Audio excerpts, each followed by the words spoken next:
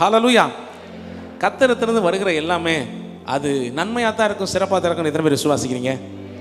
கர்த்தர் குறைவானதை கொடுப்பாரா? இல்லை, நிறைவானதே கர்த்தர் கொடுக்கிறார். இந்த புதிய வருடம் நம்முடைய வாழ்க்கையில் நிறைவானதாக இருக்க போகிறது. அந்த விசுவாசத்தோட எதிர்பார்ப்போட ஒவ்வொருவரும் காணப்படுங்க. புதிய வருடத்தை கர்த்தர் நன்மையாக நமக்கு ஆசீர்வதிச்சு கொடுப்பார். ஹல்லேலூயா. ஒரு வசனத்தை வாசிக்கலாம். சங்கீதம் 37:4 வசனம். 37ஆம் சங்கீதம் 4 வசனம்.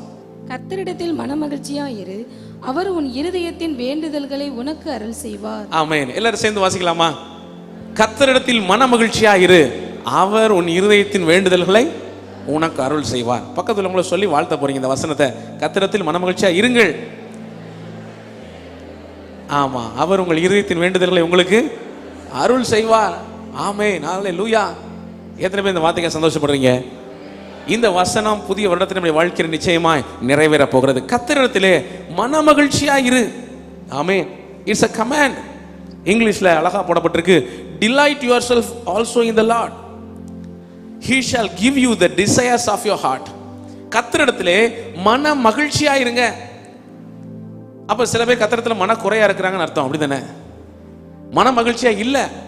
தேவனிடத்திலே மன மகிழ்ச்சியா செய்ய சிலர் இல்ல. அதனால தான் வசனத்தை இப்படியா போடப்பட்டிருக்கு, கர்த்தரிடத்தில் மன மகிழ்ச்சியா இருங்கள். அப்படி மன மகிழ்ச்சியா இருக்கும்போது அவர் உங்கள் இருதயத்தின் வேண்டுதல்களை உங்களுக்கு அருள் செய்வார். ஹல்லேலூயா. ஹல்லேலூயா. கரங்களை உயர்த்தி சத்தமா அல்லேலூயா சொல்லலாமா? எப்பொழுதும் அல்லேலூயா சொல்றோமோ அப்பொழுது கையை உயர்த்தி சத்தமா அல்லேலூயா சொல்லணுங்கிறத இந்த புதிய வருடத்தின் தீர்மானமா நம்முடைய சபையா எடுத்துக்கொள்வோம். ஹல்லேலூயா. கர்த்தரிடத்தில் மன மகிழ்ச்சியா இரு. பாருங்க, வருஷம் புது புது வருஷம் வந்துகிட்டே இருக்கு. ஒவ்வொரு வருஷம் பல பல வாக்குத்தத்தங்களை கேட்டுக்கொண்டுதான் இருக்கிறோம். ஒவ்வொரு மாசமும் வேற வாக்குத்தத்தங்களை கேட்கிறோம். நம்மளும் அநேக வார்த்தைகளை பெற்றிருக்கிறோம். ஆனா எல்லாம் நடந்திருக்கா? நிறைவேறி இருக்கா? நிறைவேறாதது இருக்கு.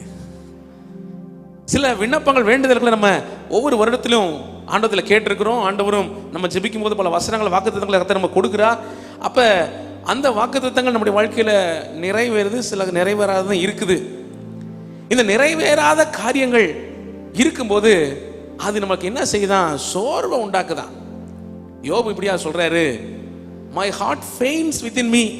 அதாவது அவருடைய எதிர்பார்ப்பெல்லாம் என்னன்னா, யோபு 19:27 அவரை நான் பார்ப்பேன் அப்படின்னா தேவனை நான் பார்க்கணும். பல துன்பத்தின் வழியா கடந்து போறாரா, அவருக்கு என்ன ஒரு எண்ணம், ஒரு நாளாவது அந்த ஆண்டவரை பார்த்து, ஆண்டவரே ஏன் இப்படியெல்லாம் என் வாழ்க்கையில் அனுமதிச்சிட்டீங்கன்னு அவரை பார்த்து ஒரு தடவையாவது கேட்கணும். அவர் என்னதான் பதில் சொல்றாருன்னு கேட்டுருவோமே, அதுவாக நமக்கு ஒரு ஆறுதலை கொண்டு வரும் என்ற ஒரு எண்ணம். ஆனா அவருடைய இந்த எண்ணம் நிறைவேறாதனால, அந்த விருப்பம் நிறைவேறாதனால அவருடைய இருதயம் அவருக்குள்ள சோர்ந்து போகுதான். அதை இங்கிலீஷ்ல ஃபெயிண்ட் அப்படின்னு போட்டிருக்கு. ஃபெயிண்ட் என்ன அர்த்தம்? மயங்கி அப்படி கீழே விழுகிறது. இருதயம் சோர்ந்து போனது மட்டும் இல்ல, மயங்கி விழுந்துருச்சு.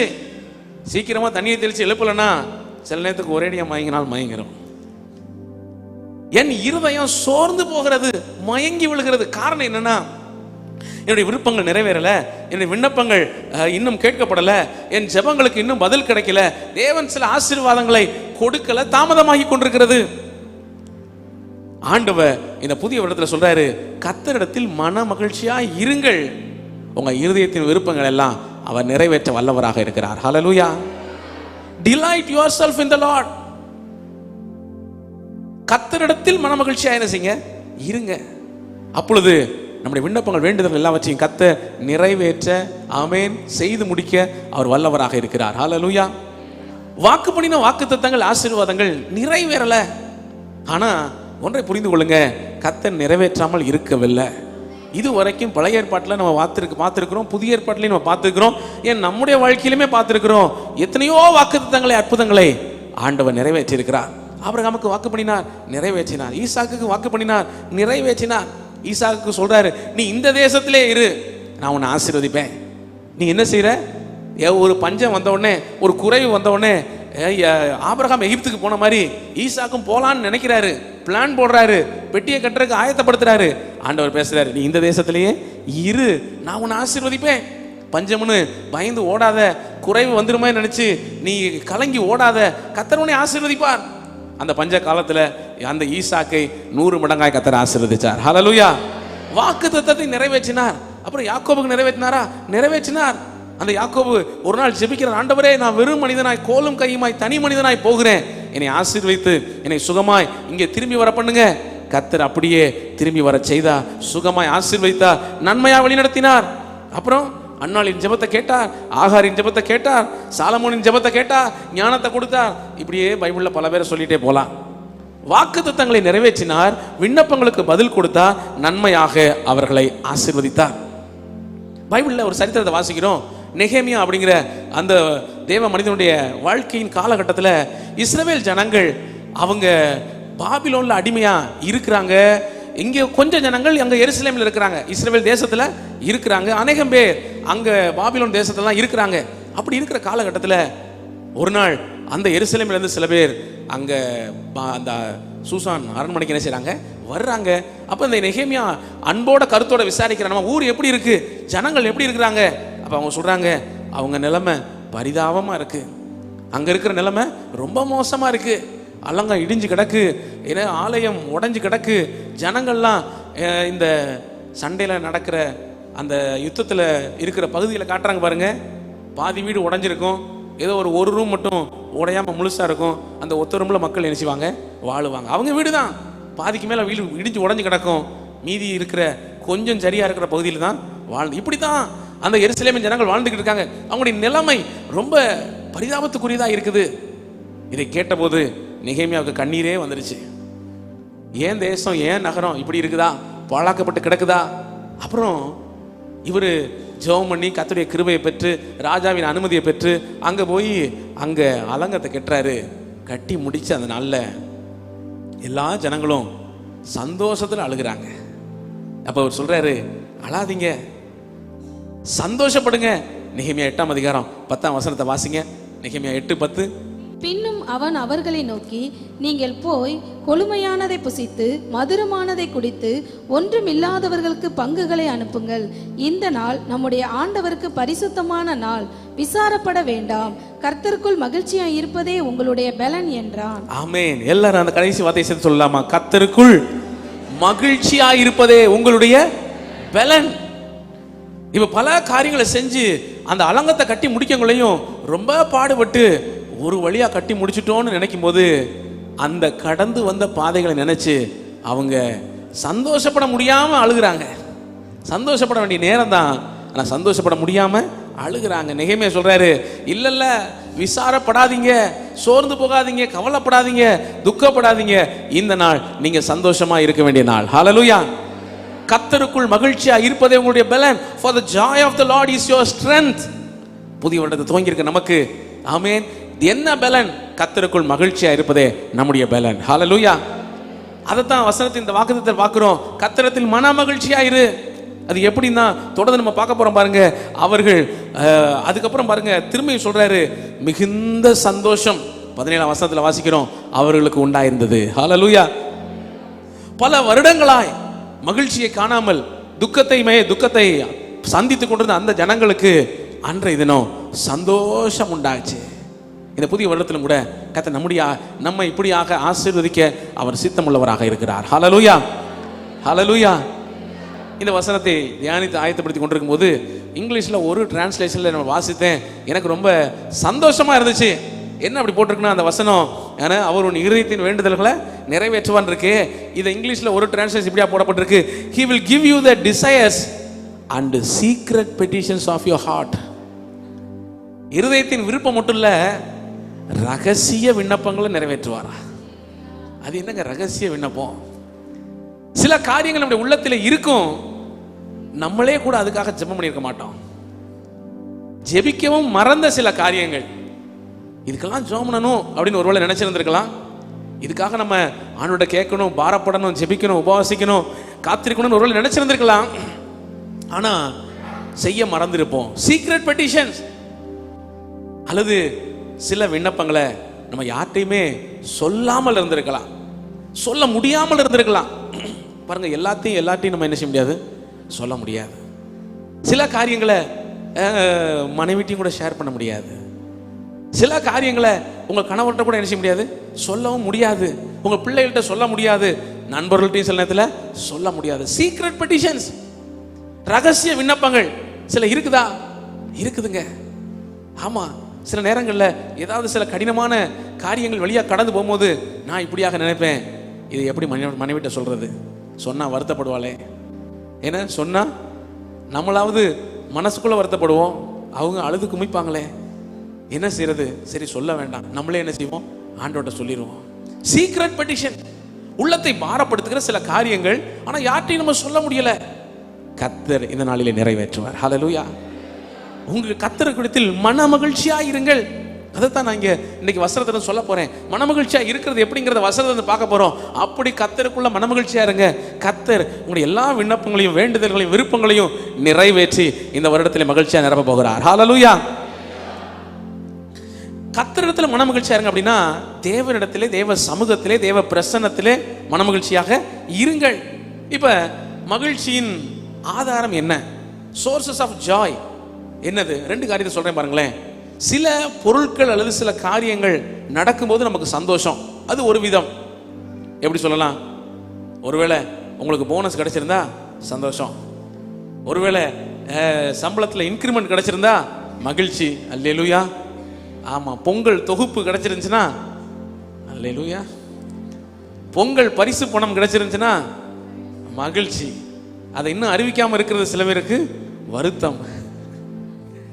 ஆமே, அரசு ஊழியர்களுக்கு அது வருத்தம். பொருட்கள் கிடைச்சா சந்தோஷம், அல்லது சில காரியங்கள் நடக்கும்போது, ஒரு டூர் போனா சந்தோஷம், ஒரு சொந்தக்காரங்க திருமணத்துக்கு போனா சந்தோஷம், அல்லது உங்க பிள்ளைகளுக்கு திருமணம் நடந்தா சந்தோஷம். இது ஒரு வகையான சந்தோஷம். இரண்டாவது வகையான சந்தோஷம் என்னன்னா, சில உறவுகள் மூலமாய் நமக்கு கிடைக்கக்கூடிய சந்தோஷம். இப்ப ஒரு மனிதனுக்கு திருமணம் நடக்குது, மனைவி கிடைக்கிறார்கள், சந்தோஷம். அடுத்து சிலருக்கு நண்பர்கள், புதிய நண்பர்கள் கிடைக்கிறாங்க, சந்தோஷம். ஏன்னா ஒரு புதிய இடத்துக்கு போறோம், சில நிமிடத்துல அல்லது புதிய கேரசலுக்கு போறீங்க, புது புது நண்பர்களுக்கு உறவுகள் கிடைக்கிறாங்க, சந்தோஷம். இத மாதிரி தேவனோடு இருக்கிற நமக்கு இருக்கிற உறவு இருக்கு பாருங்க, அதுல வருகிறது ஒரு சந்தோஷம். ஹல்லேலூயா. இந்த பொருட்களால் அல்லது சில நன்மைகளால் கிடைக்கக்கூடிய அந்த சந்தோஷம் அது டெம்பரரியானது. ஆமா, ஒருவேளை உங்களுக்கு போனஸ் கிடைச்சிருந்தா, சம்பளம் இன்கிரிமெண்ட் கிடைச்சிருந்தா அன்னைக்கு மட்டும் சந்தோஷப்படுவோம். ஏன்னா அதுக்கப்புறம் செலவு நம்ம கூடிரும். அந்த சந்தோஷம் நிரந்தரமா இருக்கிறது இல்லை. சில காரியங்கள் நடக்கும்போது சந்தோஷப்படுகிறோம், அது சில நாட்களுக்கு. இந்த உறவுகள் மூலமா வரக்கூடிய சந்தோஷம் கொஞ்சம் அதிகமா இருக்கும், கொஞ்சம் நீடித்ததா இருக்கும். ஒரு திருமணமோ மனைவியோ பிள்ளையோ ஏன்னா இந்த உறவுகளோ கிடைத்திருக்கும் போது அது இன்னும் கொஞ்சம் சந்தோஷம் அதிகமா இருக்கும். ஆனா தேவனோடு இருக்கிற ஐக்கியத்தின் உறவின் மூலமாய் நமக்கு வரக்கூடிய சந்தோஷம் நிரந்தரமா இருக்கும். ஹல்லேலூயா. மத்தேயு 6:33 நீங்க ஆமென் எடுக்காமலே நான் சொல்றத வாசிங்க. முதலாவது தேவனுடைய ராஜ்யத்தையும், ஆமென் எல்லாரும் சத்தமா சொல்லலாம், முதலாவது தேவனுடைய ராஜ்யத்தையும் அவருடைய நீதியையும் தேடுங்க, அப்பொழுது இவைகள் எல்லாம் உங்களுக்கு. தேவனுடைய ஐக்கியத்தின் உறவின் மூலமாய் நமக்கு கிடைப்பது நிரந்தரமான சந்தோஷம். ஹல்லேலூயா, அல்லேலூயா. அப்ப இந்த நிரந்தரமான சந்தோஷத்தை தேவனுடைய உறவின் மூலமா, ஐக்கியத்தின் மூலமா நம்ம பெற்றுக்கொள்ளும் போது என்ன நடக்க ஆரம்பிக்குது? நாம் வேண்டிக் கொள்கிறதற்கும் நினைக்கிறதற்கும் மிகவும் அதிகமாய் கிரியை செய்ய வல்லவராகிய தேவன் நம்முடைய வாழ்க்கையில் நன்மைகளை கொடுக்கிறார். கரங்களை தட்டி கதற மயப்படுத்தலாமா?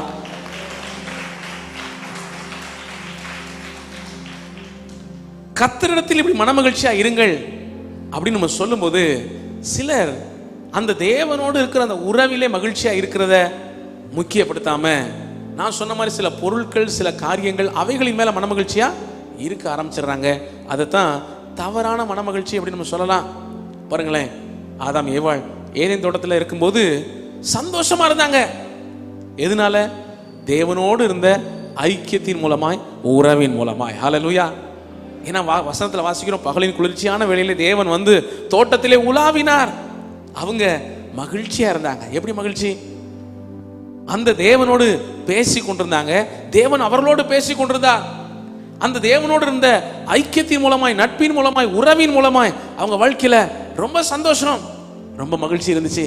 ஆனா அந்த மகிழ்ச்சிக்கான அந்த சோர்ஸ் ஆஃப் ஜாய் சொன்னேன் பாருங்க, எதிலே மகிழ்கிறார்கள் அப்படிங்கிறது மாறும்போது அவங்களுடைய மகிழ்ச்சி கெட்டு போனது மட்டும் இல்ல, அவங்களுடைய எல்லா ஆசீர்வாதமும் கெட்டு போச்சு.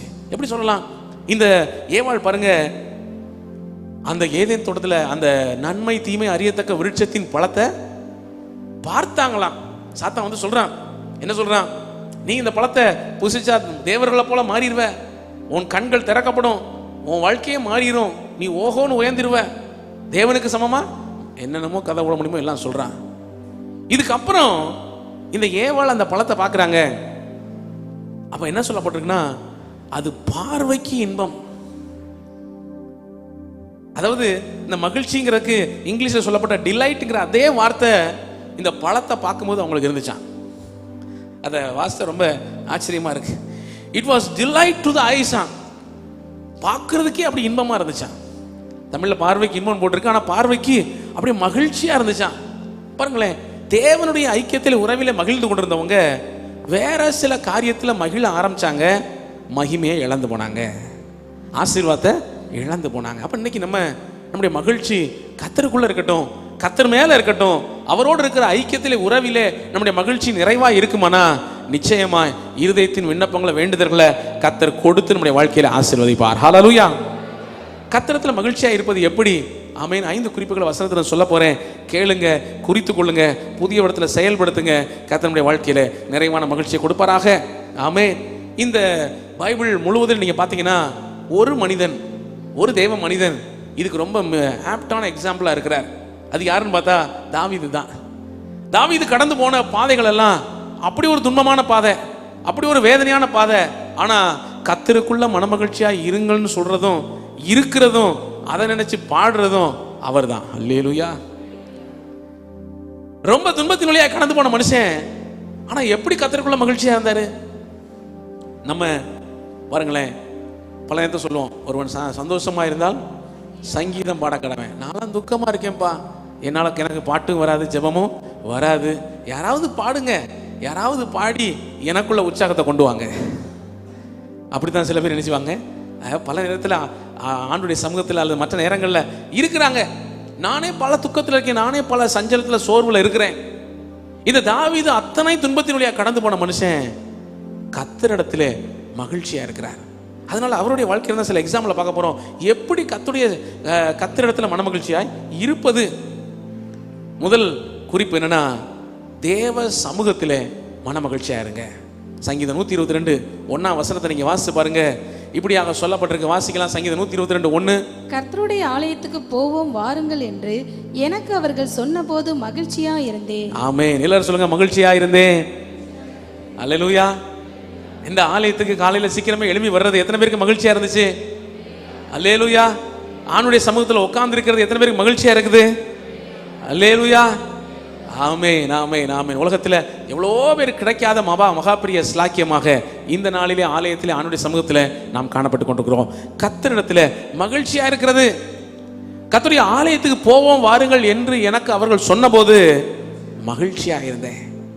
தேவ சமூகத்தை, தேவ பிரசனத்தை வாஞ்சித்த விரும்பின ஒரு தேவ மனுஷன் தான் இந்த தாவீது. அது ஆலயமா இருக்கட்டும், அல்லது உங்க வீட்டிலே ஜெபிக்கிற ஜெபமா இருக்கட்டும், உங்களுடைய தனி ஜெபமா இருக்கட்டும், அந்த தேவ சமூகத்தின் நேரம் உங்களுக்கு மகிழ்ச்சியா இருக்குமானா நீங்க கர்த்தரில் மகிழ்ச்சியா இருக்கிறீங்க. ஹல்லேலூயா.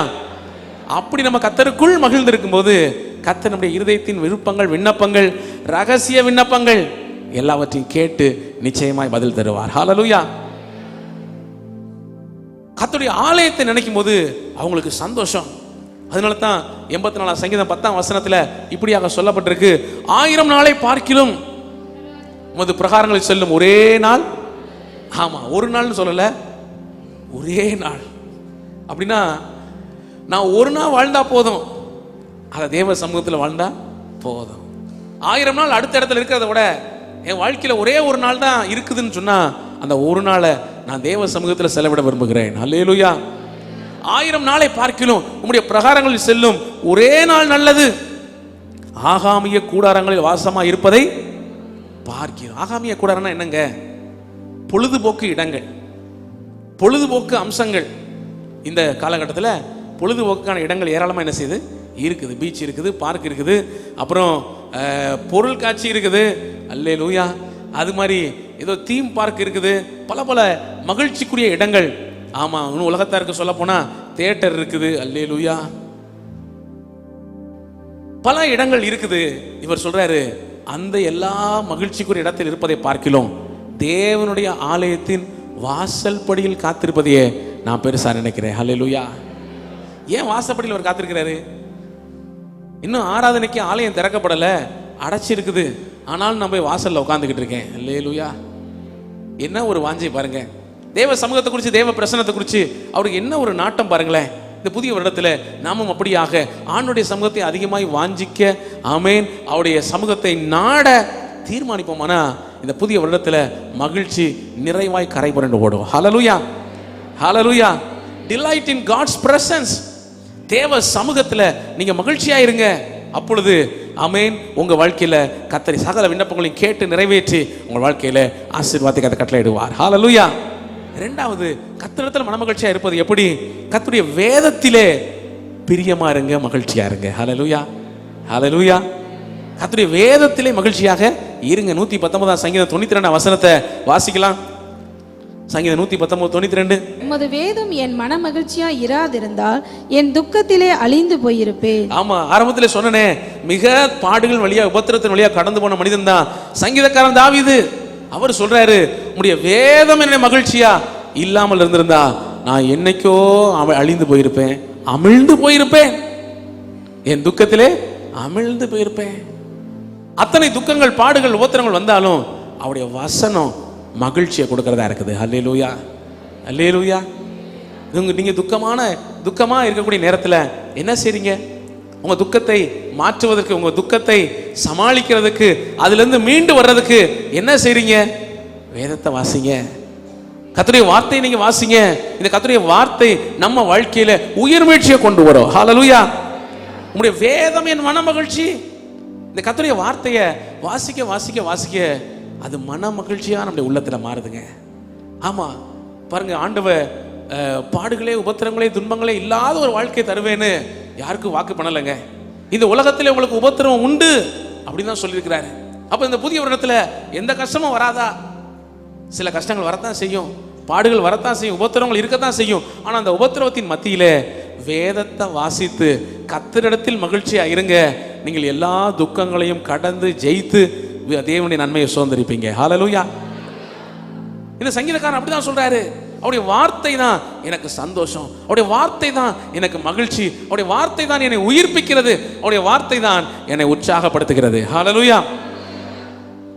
பல வசனங்களிலே அதை சொல்லிட்டே வர்றாரு. 119 சங்கீதத்திலே 16 வசனம், 47 வசனம், 70 வசனம், 77 வசனம், 143 வசனம், 174 வசனம், இதுல எல்லாத்திலையும் சொல்றாரு, உம்முடைய வேதம் தான் எனக்கு மகிழ்ச்சியை தருகிறது. ஹல்லேலூயா.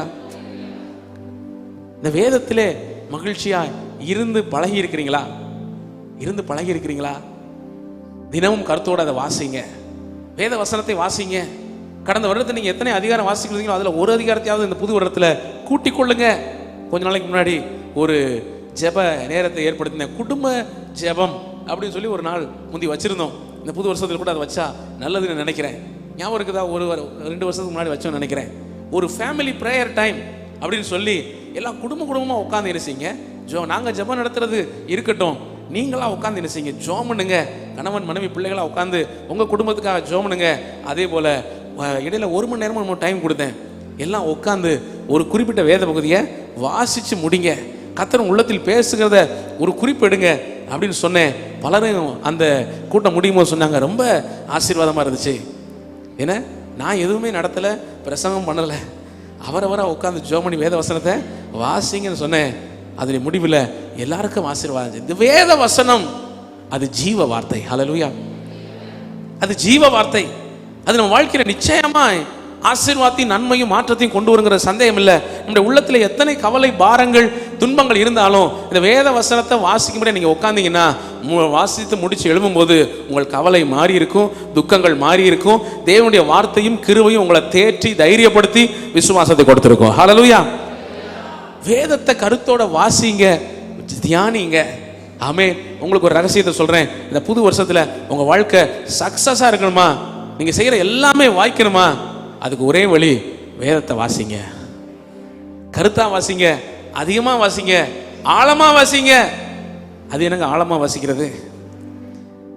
ஒரே வசனத்தை திரும்ப திரும்ப வாசிங்க. அந்த வசனத்தை கொஞ்ச நேரம் அப்படியே உட்கார்ந்து யோசிங்க. இந்த வசனம் என்ன சொல்லுது? இந்த வசனத்தின் மூலமா ஆண்டவர் என்னோட என்ன பேச வர்றாரு? இந்த வசனத்தின் மூலமா கர்த்தர் என்னோட சொல்றது என்ன?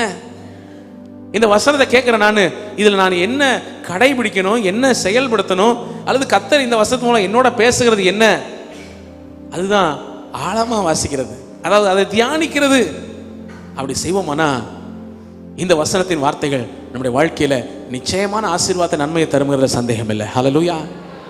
ஆமா, ஆண்டவர் அழகா சொல்றாரு. சங்கீதம் 1ஆம் சங்கீதத்தில் வாசிக்கிறோம்ல, 2ஆம் வசனம் 3ஆம் வசனத்தை வாசிச்சு பாருங்க.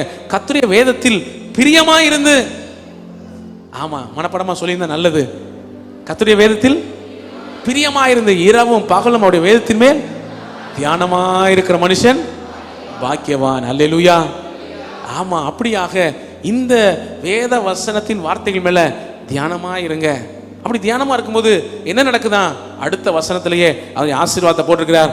அவன் நீர்க்கால்களின் ஓரமாய் நடப்பட்டு. அப்படின்னா என்ன? தண்ணி ஓரத்தில் இருக்கிற செடி எப்படி இருக்குங்க? ஏதாவது காஞ்சி வறண்டு அப்படியே களை இழந்து இருக்குமா? ஒரு செடி கூட அப்படி இருக்காதுங்க. தண்ணி ஓரத்தில் இருக்கிற அந்த எல்லா செடியா இருக்கட்டும், மரமா இருக்கட்டும், கொடியா இருக்கட்டும், பச்சை பசைன்னு பூத்து குலுங்கி அப்படியே அழகா இருக்கும். இன்னைக்கு இந்த புதிய வருடத்துல நம்ம விசுவாசிகள் எல்லாருடைய குடும்பமும் அப்படியே பூத்து குலுங்கி நிறைவா பச்சையா செழிப்பா அழகா இருக்க போகுது. அல்லேலூயா. அதுக்கு நீங்க செய்ய வேண்டிய ஒரு காரியம், ஒவ்வொரு நாளும் கருத்தோட வேத வசனத்தை வாசிங்க. யோசுவா கர்த்தர் சொல்லும்போது சொல்றாரு, இந்த வேத வசனத்தை கருத்தா நீ வாசி, தியானி, அதில் உள்ளவைகள்லாம் செய்வதற்கு நீ கவனமாயிரு, அப்பொழுது உன் வழியை நீ வாய்க்க பண்ணுவாய். ஹல்லேலூயா. நீங்க செய்யறது எல்லாம் ஆசீர்வாதமா இருக்கும், நீங்க செய்யறது எல்லாம் நன்மையா இருக்கும், அப்பொழுது புத்திமானாயும் நடந்து கொள்வாய். அல்லேலூயா. ஆமா, என்னென்ன காரியத்துல உங்களுக்கு இன்னும் ஞானம் குறைவா இருக்குன்னு நினைக்கிறீங்களோ, பிசினஸ் நடத்தணும், குடும்பத்தை நடத்தணும், புது புது காரியத்தை செய்யணும், ஞானம் வேண்டியிருக்கு, வேதத்தை கருத்தோட வாசிப்போமானா ஆமென், சகல ஞானத்தையும் புத்தியையும் ஆலோசனையும் கத்த கொடுப்பார். அல்லேலூயா. இரண்டாவது காரியம், வேதத்தின் மேல மனமகிழ்ச்சியா இருங்க.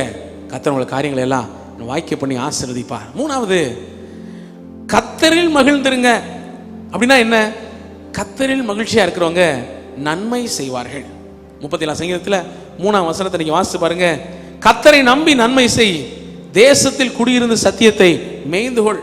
அப்படின்னா கர்த்தரில் மகிழ்கிறவர்கள் மற்ற எல்லார குறித்து மகிழ்வாங்க. அல்லேலூயா. எல்லாருக்கும் நன்மை செய்வார்கள். ஒரு கேள்வி உங்களுக்கு, என்ன கேள்வினா, உங்க யாரோ ஒரு மனிதன் அவன் திடீர்னு அவன் ஆசீர்வதிக்கப்படுகிறான், உயர்த்தப்படுகிறான், நாளுக்கு நாள் மேன்மை அடைகிறான். அவனை பார்த்து ஆண்டவர் பொறாமப்படுவாரா? ஆண்டவர் பொறாமப்படுவாரா? என்னடா இவன் வளர்றானே, பெருகிறானே, நல்லா இருக்கிறானே, நிறைவா இருக்கிறானே, சந்தோஷமா இருக்கிறானே. ஆண்டவர் ஒரு நாள் பொறாமப்பட மாட்டார். ஆனா மனுஷன் என்ன செய்யறான்? ஆமா, தேவனுடைய பிள்ளைகளாக நம்ம யாரை பார்த்தும் எந்த பொறாமையும் இருக்க வேண்டாம். அல்லேலூயா. ஆமா, பொறாமை இருந்தா நன்மை செய்யணுங்கிற எண்ணமே வராது. வசனம் சொல்லுது, கர்த்தர் மேல நம்பிக்கையா இருக்கும், கர்த்தரில் மகிழ்கிறவர்கள் எல்லாருக்கும் நன்மை செய்யுங்க. ஹல்லேலூயா. பைபிள்ல இந்த காயின் ஆபேல் சரித்திரத்தை வாசிக்கிறோம். 2 பேரும் பலி செலுத்தினாங்க. காயினுடைய பலியை காணிக்கையை கர்த்தர் ஏற்றுக்கொள்ளல, ஆபேலின் காணிக்கையை கர்த்தர் ஏற்றுக்கொண்டார். உடனே என்ன வந்துருச்சு? இந்த காயினுக்கு ஆபேல் மேல ஒரு பொறாமை, ஒரு வெறுப்பு. அவன் காரியம் ஜெயமாய் நடக்குது, அவன் காரியம் நன்மையா நடக்குது, ஏன் இது அப்படி நடக்கலன்னு உடனே இவனுக்கு அவன் மேல கோபமும் எரிச்சலும் பொறாமையும் வருது. இதுக்கு ஆபேல் என்ன செஞ்சான்? ஆபேல் ஒன்றும் செய்யல. ஆபேல் ஒன்றும் செய்யல. ஆண்டவர்கிட்ட போய் சொல்லி கொடுத்தானே, எதுவும் ஆண்டவரே எங்க அண்ணன் காயின் வரான், அவன் காணிக்க நீங்க ஏற்றுக்கொள்ளாதீங்க அப்படி ஏதாவது சொன்னானா? ஒண்ணும் இல்லை. அப்போ ஒரு காரியம் வாய்க்கிறதும் வாய்க்காமல் இருக்கிறதும் அது தேவனுடைய செயல். அப்போ இவனுக்கு ஒரு கோபம் வந்திருந்தா யார் மேல தான் வந்திருக்கணும்? ஆண்டவர் மேல தான் வந்திருக்கணும். ஆனா ஆண்டவர் தான் நீதி நெறிக்கு மாறா எதுவும் செய்யறவரே இல்லையே. அப்ப இவனுடைய உண்மையான கோபம் யார் மேல இருக்கணும்? தன் மேல இருக்கணும். நான் ஏதோ சரியாம செய்யாம விட்டுட்டேன், நான் ஏதோ கர்த்தருக்கு பிரியமில்லாம நடந்துட்டேன், அதனால தான் கர்த்தர் என் ஜெபத்தை ஏற்றுக்கொள்ள, என் காணிக்கைய அங்கீகரிக்கல. ஏன்னா சங்கீதக்காரன் எப்படியா சொல்றாரு, ஆண்டவரே என் ஜெபத்தை தள்ளாமலும் உடைய கிருபை என்னை விட்டு விலக்காமலும் இருமுன்னு ஜெபம் பண்றாரு. அப்படின்னா கர்த்தர் நம்ம ஜெபத்தை கேட்டு நம்மளை ஆசீர்வதிக்கிறார் என்றால் அதுல குறை இருக்குமானா அதுக்கு குறைக்கு காரணம் நம்ம தான். நம்ம என்ன சரிப்படுத்தணுங்கிறத யோசித்திருந்தா கர்த்தர் அவரையும் ஆசீர்வதிச்சு அவருடைய வாழ்க்கையிலையும் நன்மையை கொடுத்துருவார். மாறாக இந்த காயின் ஆபேல் மேல என்ன செய்யறான்? பொறாமப்படுறான், கோவப்படுகிறான். அந்த கோபம் வளர்ந்து வளர்ந்து வளர்ந்து கொலையில கொண்டு போய் முடிஞ்சிருச்சு, சாபத்தை கொண்டு வந்துருச்சு. அப்ப ஆண்டவர் ஒரு வார்த்தை சொல்றார், காயினே நீ நன்மை செய்தால் உனக்கு மேன்மை இல்லையோ. அப்ப கர்த்தரை நம்புகிறவர்கள், கர்த்தரத்தில் மகிழ்ச்சியா இருக்கிறவங்க செய்ய வேண்டிய ஒரு காரியம் நன்மை செய்யுங்க. ஹல்லேலூயா. அப்படின்னா என்ன? யாரை குறிச்சும் நமக்கு பொறாமை என்ன செய்ய வேண்டாம், வேண்டாம். சிலர் வளர்கிறாங்க, ஆசீர்வாதமா இருக்காங்களா, சந்தோஷம். எப்படி ஆண்டவர் அவர்களை பார்க்கும்போது சந்தோஷப்படுற மாதிரி நீங்களும் சந்தோஷப்படுங்க. ஹல்லேலூயா. இப்ப உங்க பிள்ளை தான் வளர்ந்து பெரிய ஆள் ஆயிட்டாரு, கலெக்டர் ஆயிட்டாரு, அப்படியே சைரன் போட்ட ஜீப்ல சவுண்டை போட்டுக்கிட்டு அப்படியே காரில் ஜம்முன்னு வந்து உங்கள் வீட்டுக்கு முன்னாடி நின்னா நீங்கள் சந்தோஷப்படுவீங்களா? என்னடா நமக்கு கிடைக்காது மகனுக்கு கிடைச்சின்னு வருத்தப்படுவீங்களா? சந்தோஷப்படுவோம். ஏன்? சந்தோஷமா, நல்லது, நம்ம பிள்ளை நல்லா இருக்கான், நல்லது. ஆண்டவரும் இது போலவே உயர்கிற ஒவ்வொருத்தரை பார்த்தும் சந்தோஷப்படுகிறார். நம்ம கர்த்தருடைய பிள்ளைகளா இருக்கிறோமானா நம்மளும் மற்றவருடைய உயர்வை பார்த்து சந்தோஷப்படுவோம். ஹல்லேலூயா. அப்படி நீங்கள் சந்தோஷப்படுங்க, சந்தோஷப்பட்டு அவங்கள ஆசீர்வதிங்க. என்னவெல்லாம் நீங்கள் அடுத்தவங்களை ஆசீர்வதிக்கீங்களோ அதெல்லாம் உங்கள் வாழ்க்கையில் கர்த்தர் கொடுப்பார். ஹல்லேலூயா, ஹல்லேலூயா. கர்த்தரிடத்தில் மகிழ்ச்சியாக இருக்கிறதுனா எப்படிங்க? ஆண்டவர் மற்றவருடைய உயர்வை பார்த்து சந்தோஷப்படுறது போல நாமும் இந்த நாளில் சந்தோஷப்படுவோம். ஆண்டவர் அதான் சொல்றாரு, நீங்க நன்மை செய்தால் மேன்மை நிச்சயமா உண்டு. ஹல்லேலூயா, ஹல்லேலூயா. ஆமா, நம்மளும் நன்மை செய்வோம். எந்த சிலர் உயர்கிறார்கள், மேன்மை அடைகிறார்கள், நன்மை அடைகிறார்களா, சந்தோஷம். ஆண்டவருடைய நாமத்தினால் அவர்களை வாழ்த்துங்க. நீங்க அந்த வாழ்த்துதெல்லாம் உங்க வாழ்க்கையை நிச்சயமா கடந்து வரும், ஆசீர்வாதமா இருப்பீங்க. ஹல்லேலூயா. ஏன்னா ஆண்டவர் சீஷர்களுக்கு சொன்னாரு, நீங்க எந்த வீட்டுக்குள்ள போனாலும் எந்த பட்டணத்துக்குள்ள போனாலும் முதல்ல அவங்கள வாழ்த்துங்க அப்படிங்கிற. வாழ்த்துங்க என்ன அர்த்தம்? ஆசீர்வதிங்க. என்ன ஆசீர்வதிக்கிறது? என்னெல்லாம் சொல்லி ஆசீர்வதிக்கலாம்? நீங்க அதுக்காக தான் ஒவ்வொரு ஆராதனையும் சொல்றேன், மற்றவங்கள வாழ்த்துங்க, ஆசீர்வதிங்க. என்ன சொல்லி வாழ்த்த போறீங்க? இந்த புது வருஷம் உங்க வாழ்க்கையில் ஆசீர்வாதமா இருக்கும். நீங்க சொன்ன அந்த வசனத்தை சொல்லுங்க. கர்த்தர் உங்கள் விண்ணப்பங்கள் விருப்பங்கள் எல்லாம் நிறைவேற்றி இந்த புது வருஷத்துல உங்களை நன்மையா நடத்துவார். அத மாதிரி ஆண்டவர் சொல்றாரு, நீங்க எங்கெல்லாம் போறீங்களோ, போற வீட்டுக்கு, போற பட்டணத்துக்கு வாழ்த்துதலை சொல்லுங்க. அந்த வாழ்த்துதலுக்கு பாத்திரமா அவங்க இருந்தாங்கன்னா நிச்சயமா அந்த வாழ்த்துல அவங்க வாழ்க்கையில நடக்கும், நிறைவேறும். ஒருவேளை அவங்க அதுக்கு தகுதி இல்லாதவங்களா இருந்தா, தகுதி இல்லாதவங்கன்னா என்ன அர்த்தம்? இந்த கான்டெக்ஸ்டுக்கு ஏற்ற மாதிரி சொல்றான். என்ன அப்படின்னா, சில பேர் அவங்களே நமக்கு விரோதமாக செஞ்சுக்கிட்டு இருப்பாங்க, நம்ம மேலே பொறாமப்படுறவங்களா இருப்பாங்க, நமக்கு இடையூறு பண்ணுறவங்களா இருப்பாங்க, நம்மளை பற்றி ஊரெல்லாம் தூத்தி திரிகிறவங்களா இருப்பாங்க. அப்படி சில பேர் இருந்தாங்கன்னா நீங்கள் சொன்ன ஆசீர்வாதம் உங்களுக்கே வந்துடும். ஹல்லேலூயா. ஆனால் நம்முடைய வேலை என்ன? நம்ம எல்லாரையும் ஆசீர்வதிச்சுக்கிட்டே இருப்பது. ஹல்லேலூயா. இந்த ஆசீர்வாதத்தின் வார்த்தைகளை, வாக்குத்தத்தங்களை, நன்மைகளை யாருக்கெல்லாம் சொல்ல முடியுமோ எல்லாருக்கும் சொல்லுங்க. இந்த புதிய வருடத்தில் நம்ம நிறைவாய் ஆசீர்வாதமாய் நடத்துவார். ஹல்லேலூயா. இன்னைக்கு கேட்குற இந்த செய்தியை கூட இந்த வாரத்தில் ஒரு 10 பேருக்கு சொல்லுங்க, இந்த வசனத்தை சொல்லுங்க. இப்படி கர்த்தர்ல மகிழ்ச்சியா இருங்க, கர்த்தர் உங்கள் விண்ணப்பங்கள், வேண்டுதல் எல்லாவற்றையும் நிறைவேற்றி உங்களை ஆசீர்வதிப்பார்னு சொல்லி வாழ்த்துங்க. ஆசீர்வாதத்துக்கு பாத்திரவான்களா இருக்கிறவங்களுக்கு அந்த ஆசீர்வாதம் தங்கும்.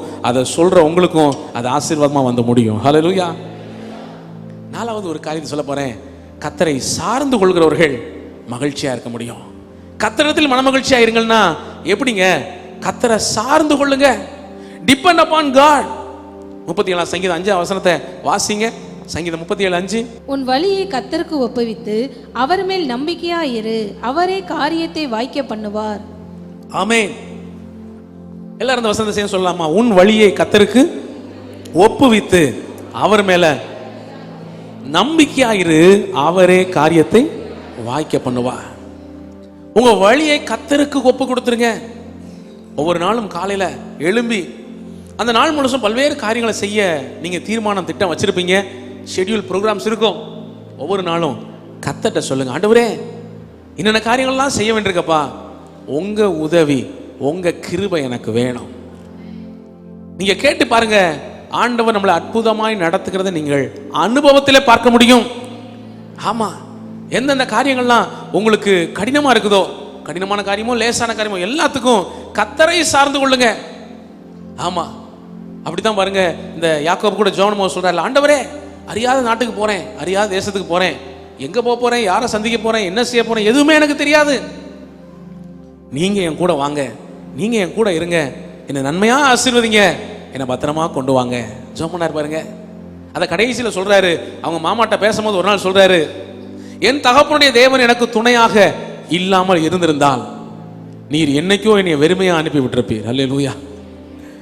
அப்ப நம்முடைய ஆசீர்வாதத்தை பறிக்க நினைக்கிற மனிதர்கள் மத்தியில கூட இந்த கர்த்தரை சார்ந்து கொள்வர்களுக்கு கர்த்தர் துணையாக இருக்கிறார். கரங்களை கர்த்தரை மயப்படுத்தலாமா?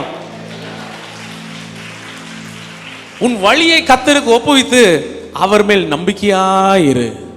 அப்படின்னா கர்த்தரை சார்ந்து கொள்ளுங்க. Depend upon God. தேவனை சார்ந்து கொள்ளுங்க. அப்பொழுது உங்க வாழ்க்கை எல்லாம் நன்மையாய் சிறப்பாக இருக்கும். எப்தா அப்படிங்கிற மனிதனை குறித்து வேதத்தில் வாசிக்கிறோம். நியாயாதிபதிகள் 11ஆம் அதிகாரத்தில் அதை வாசிக்கிறோம். இந்த எப்தா அப்படின்னா இந்த மனிதனுடைய வாழ்க்கையை கவனிச்சு பார்த்தா ஆரம்பம் ரொம்ப துன்பமா கஷ்டமா அவருடைய வாழ்க்கையில் இருக்குது. தான் குடும்பத்தாராலேயே துரத்தப்பட்டவனாய், வெறுக்கப்பட்டவனாய், வேண்டாம்னு நினைக்கப்பட்ட மனிதனாய் இருக்கிறான். அவன் சொல்றாங்க, நீ இங்க குடியிருக்காத. ஊருக்குள்ள இருக்கிறவன சொல்றாங்க, நீ இங்க இருக்காத, நீ எங்கிட்டாவது கண்காணாத தேசத்துக்கு ஓடிப்போ, உன்னை இங்க இருக்க விட மாட்டோம். பொறுத்து பார்த்து ஒரு கட்டத்துக்கு மேல இருக்க முடியாம அவன் அப்படியே தனியா யாரும் இல்லாத காட்டுக்கு போயிடுறான். அந்த காட்டுல போய் அவன் வாழ்ந்துகிட்டு இருக்கிறான். ஆனா அவனை குறித்து சொல்லப்பட்டிருக்கு, ஆண்டவரை தேடுகிறவனா என்ன செய்யறான்? எப்தா தன் காரியங்களை எல்லாம் மிஸ்பாவிலே கர்த்தருடைய சந்நிதியில போய் சொல்றான்.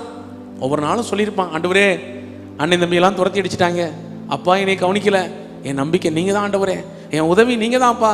நான் அந்த ஒரு எல்லாத்தையும் துரத்தி விட்ட மனுஷனுக்கு என்ன இருக்கும்? ஏன்னா ஒரு சின்ன இடத்துல ஒரு விதையை விதைக்க போடுறேன், என்னை ஆசீர்வதிங்க, நான் செய்கிற காரியத்தை ஆசீர்வதிங்க, இதை விளைய பண்ணுங்க, நன்மையாக நடத்துங்க. அப்புறம் ஒரு யுத்தத்துக்கு போகிறான், சின்ன சின்ன காரியம் செய்ய போகிறான், ஜோமிட்டு போகிறான், ஆண்டவரே நீங்கள் என் கூட வாங்க, யுத்தம்னாலே அது என்ன கயிறு மேல் நடக்கிற மாதிரி, கரணம் தப்புனா மரணம், என் நேரத்தில் மரணம் சம்பவிக்கக்கூடிய சூழ்நிலை, ஆண்டவரே நீங்கள் என் கூட வாங்க, என்னை பாதுகாத்து நன்மையாக நடத்துங்க. ஒவ்வொரு காரியத்திலையும் ஜெயமும் ஜெயமும் ஜெயமும் பெற்றுக்கிட்டே போகிறான். இந்த செய்தி ஊருக்குள்ளே போகுது, எப்பா எப்தா அன்னைக்கு நல்லா இருக்கான், அவன் போகிற எல்லா இடத்துலையும் ஜெயம் எடுக்கிறான், யுத்தத்தில் ஜெயம் எடுக்கிறான், கர்த்தர் அவன் கூட இருக்கிறாரு, அவன் எல்லாத்துலேயும் வெற்றி பெறான். இப்போ இவனை துரத்தி விட்டு அந்த ஊர்க்காரங்களுக்கு ஒரு ஆபத்து வந்தப்ப எப்தாவை தேடி வராங்க. அவன் கேட்குறான், நீங்கள் தானே என்னை துரத்தி அடிச்சிங்க, இப்போ நீங்கள் என்ன தேடி வர்றீங்க?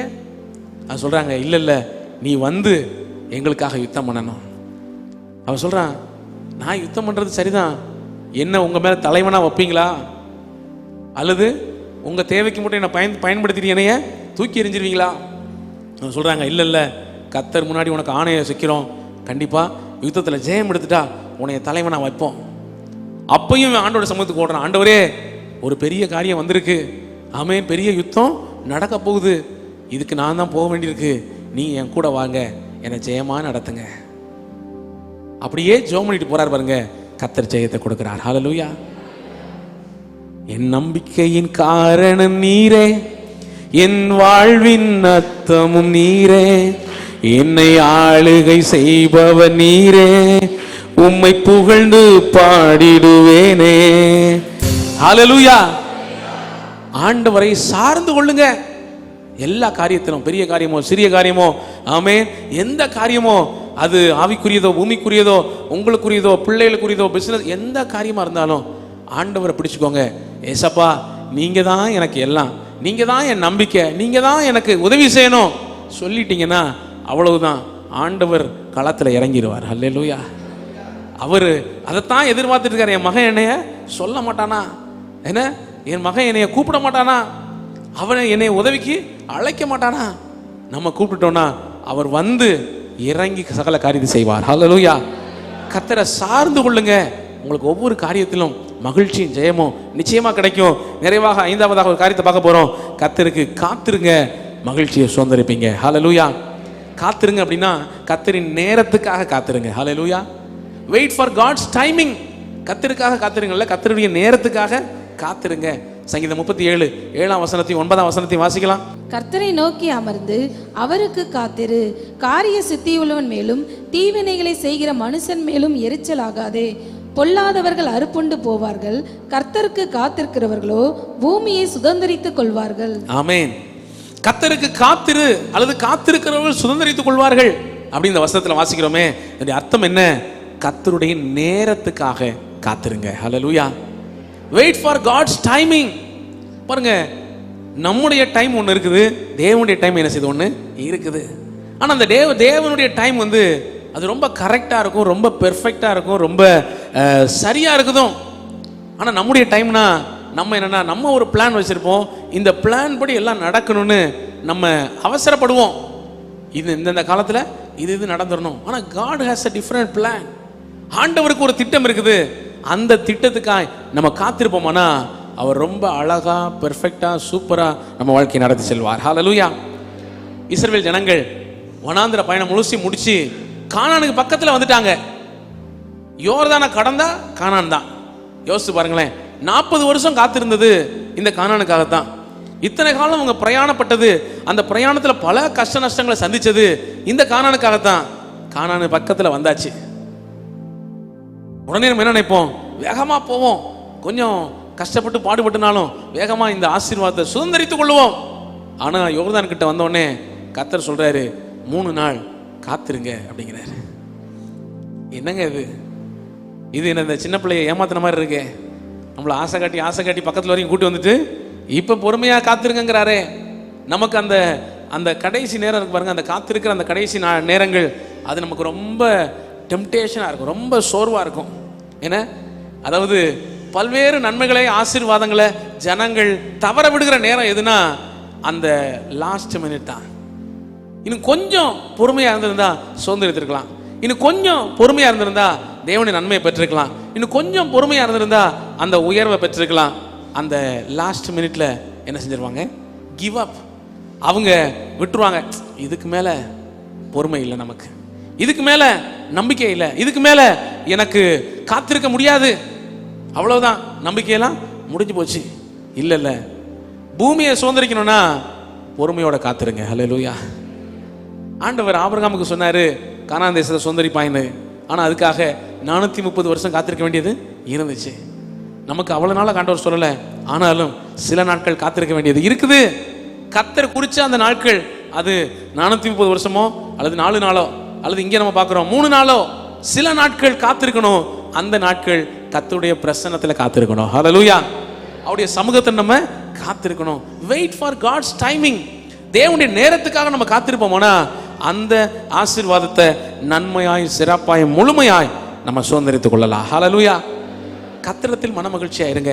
உங்கள் இருதயத்தின் விண்ணப்பங்களை வேண்டுதல்களை அவர் நிச்சயமாய் நிறைவேற்றுவார். அந்த இருதயத்தின் விருப்பங்கள்னு சொல்லும் போது சீக்ரெட் பெட்டிஷன்ஸ், யாரிடத்திலும் சொல்லாத காரியமாக இருந்தாலும் கூட அந்த ரகசிய விண்ணப்பங்களையும் கர்த்தர் நிறைவேற்ற வல்லவராக இருக்கிறார். ஹல்லேலூயா. ஆமென். ஆரம்பத்தில் சொன்னேன், ஏன்னா எப்படியெல்லாம் மனமகிழ்ச்சியா இருக்கிறது 5 காரியங்களை சொல்லியிருக்கிறேன். தேவ பிரசன்னத்தில் சமூகத்தில் மனமகிழ்ச்சியாக இருங்க. கர்த்தருடைய வேதத்தில் மனமகிழ்ச்சியா அதுக்கு நேரம் செலவிடுங்க. ஆமென். மற்றவருடைய உயர்வை பார்த்து நீங்க சந்தோஷப்பட்டு நன்மை செய்யுங்க. அதான் 3வது, கர்த்தரில் மகிழ்பவர்கள் நன்மை செய்வாங்க. அதாவது கர்த்தரை நம்பி நன்மை செய்யுங்க. அடுத்து 4வது, கர்த்தரை சார்ந்து கொள்ளுங்க. 5வது பார்த்தோம், கர்த்தருடைய நேரத்துக்காக காத்திருங்க. இப்படியாக கர்த்தரிடத்தில் மனமகிழ்ச்சியாக இருக்க அந்த புதிய வருஷத்தில் தீர்மானிப்பீங்களானா நிச்சயமாய் விண்ணப்பங்கள், வேண்டுதல்கள், ஆசீர்வாதங்கள் சகலவற்றையும் நிறைவேற்றுவார். கடந்த வருடத்தில் நிறைவேறாத காரியத்தையும் இந்த புதிய வருஷத்தில் கர்த்தர் நிறைவேற்றுவார். ஹல்லேலூயா. விசுவாசிகள் சத்தமா இல்ல சொல்லலாமா?